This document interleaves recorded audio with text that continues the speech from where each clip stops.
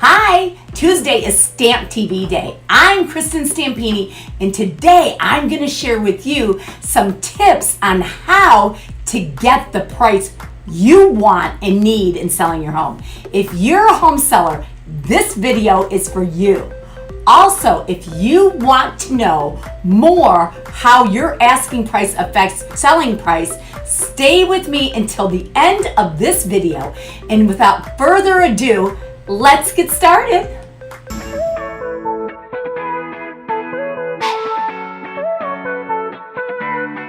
When you decide to sell your home, setting your asking price is one of the most important decisions you'll ever make. And depending on how a buyer finds your home, price is often the first thing he or she sees, and many homes are discarded by prospective buyers as not being in the appropriate price range before these homes are given a chance to even be shown. Your asking price is often your home's first impression, and if you want to realize the most money you can from your home sale, it is imperative that you make a good first impression. And because this is not as easy as it sounds, your pricing strategy should not be taken lightly. Pricing too high can be as costly to a home seller as pricing too low. Taking a look at what your home in your neighborhood has sold for is only a small part of the entire process. And this on its own is not nearly enough to help you make the best decision when selling your home. This report that we prepared for you will help you understand some important factors about pricing strategy to help you not only sell your home, but sell it for the price that you want. Pricing strategy starts with good information.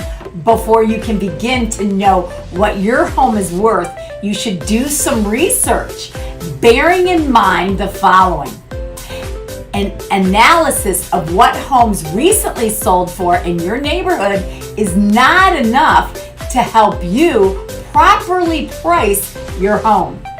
You need much more than that. A quick scan up and down the street at the prices of the homes that actually have recently sold will give you a starting point. However, this is not nearly enough for you to base your entire pricing strategy on.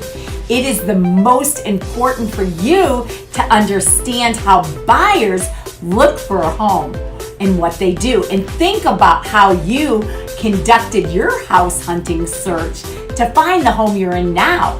Thinking of selling, you most likely did not confine your search to a single neighborhood, but perhaps different neighborhoods or towns in order to find the home that best matched what your needs and desires were at that time.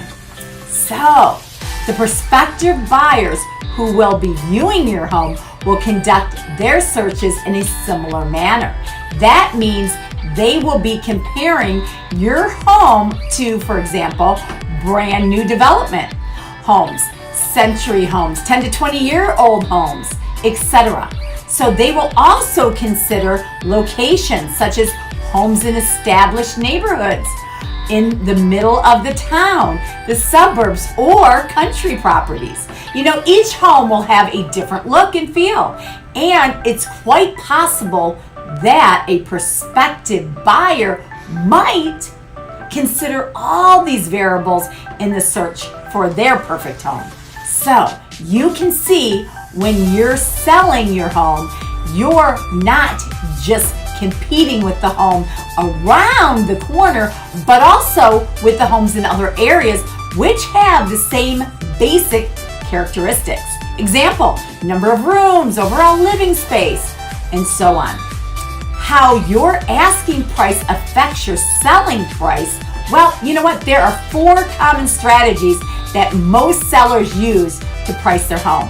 It is unwise to assume that a higher asking price will net you a higher selling price. In fact, often this is not the case. You're not paying attention to what market is telling you. So you need to make sure that bear this research in mind when you set your asking price. Okay, number one, clearly overpriced. Every seller wants to realize the most amount of money they want to get for their home, and real estate agents know this as well. So if more than one agent is competing with your listing, an easy way to win the battle is to overinflate the value of your home, which so many agents will do. This is done far too often with many homes that are priced 10 to 20% or higher over their true market value and over what the buyer is actually going to pay. This is not in your best interest, okay?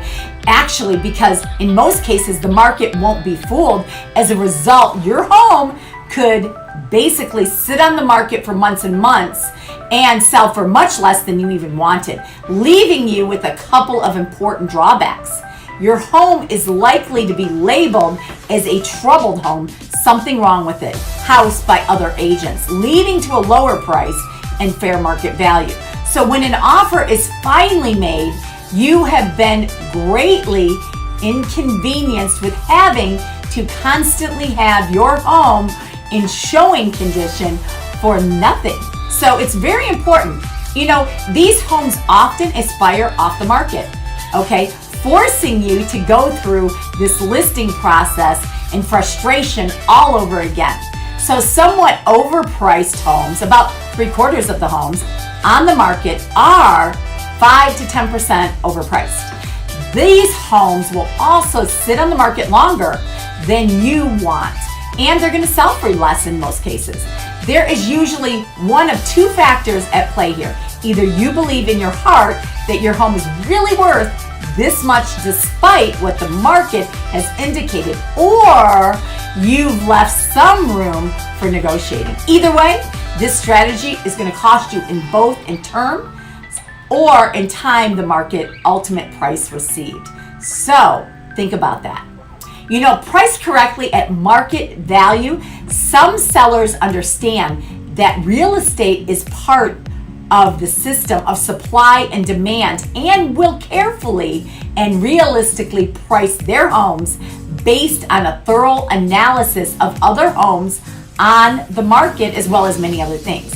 These competitively priced homes usually sell within reasonable timeframes and very close, if not higher, than the actual asking price. Priced below the fair market value, some sellers are motivated by a quick sale. These homes attract multiple offers and sell usually extremely fast in a few days, multiple offers and above asking price. So be cautious that the agent suggesting this method is doing so with your best interest in mind, and they're going to market it, and so they're going to get multiple people, like an auction effect. If you'd like more information from today's episode loaded with helpful tips and information, please reach out to us through the information that we have provided below. Also, if you liked the video, please push like, make a comment, ask a question, thumbs up, okay? And click on the bell icon and we will let you know when we have videos coming out every week. And please don't forget to subscribe. Thanks for joining us today. Bye.